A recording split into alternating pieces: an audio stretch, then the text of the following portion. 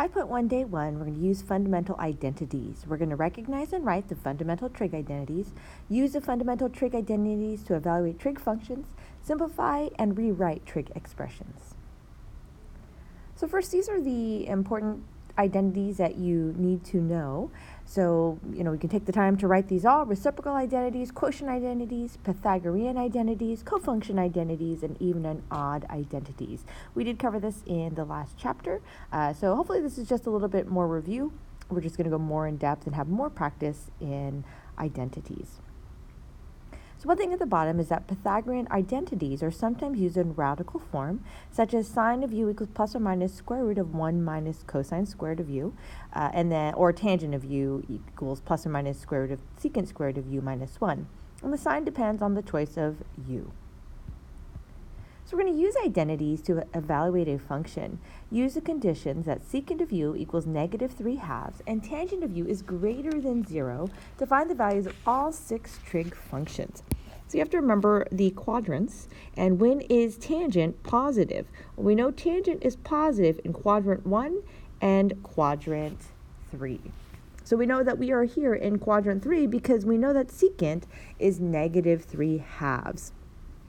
So we can use the trig identity of the secant squared of theta, or we can even use the one of cosine squared of theta. So secant of u, but remember that's just the reciprocal, and that is the reciprocal of cosine u. So we know that cosine u is negative 2/3.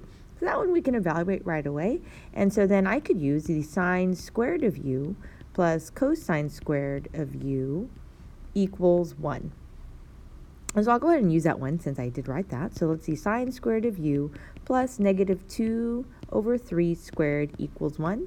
So sine squared of u equals 1 minus 4/9, and then we'll change this to 9/9. So sine squared of u equals 5/9. Then we have to take the square root.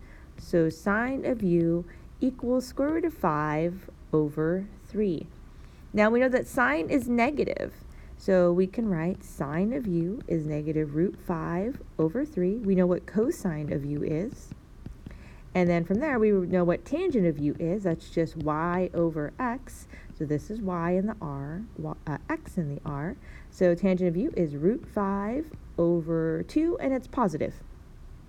Then we can do the cosecant of u, which is negative 3 root 5/5.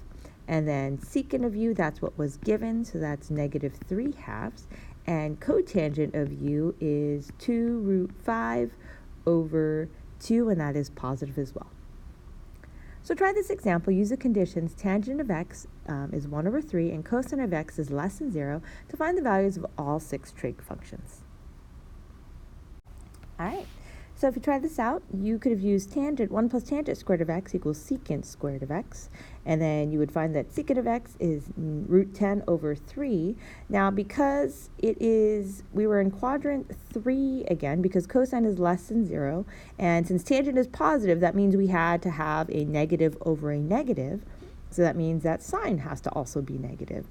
And so then you have negative root 10/3 for secant of x, and then you can figure out the other 6 ratios. So now let's look at simplifying trig expressions. Simplify the expression sine of x times cosine squared of x minus sine of x. So what I want to do is I can go ahead and factor out a sine of x. So divide out a sine of x. I'm left with cosine squared of x minus 1. So that reminds us of our Pythagorean identity. So we're going to use sine squared of x plus cosine squared of x equals 1. Now I have cosine squared of x minus 1. So I'm going to subtract 1 from both sides. And then I'm going to subtract sine squared of x from both sides. So that means cosine squared of x minus 1 equals negative sine squared of x. So I'm going to replace this negative sine squared of x inside. So we have sine of x times negative sine squared of x. And when I multiply that, I get negative sine cubed of x. So try this example, simplify this expression, cosine squared of x times cosecant x minus cosecant x. for this example, you could factor out a cosecant of x, and then you have a cosine squared of x minus 1, and then we can use the same property we used before, so I wrote it again over here. Cosine squared of x minus 1 equals negative sine squared of x. So it's helpful to write this out. I know sometimes you want to say, well, it's just sine squared of x, but be careful because the signs might be a little different than you think. So I find it helpful to write it just to be sure I'm okay. Then you have cosecant. Remember, that's 1 over sine of x times negative sine squared of x. So you can cancel out a sine. So the final answer is negative sine of x.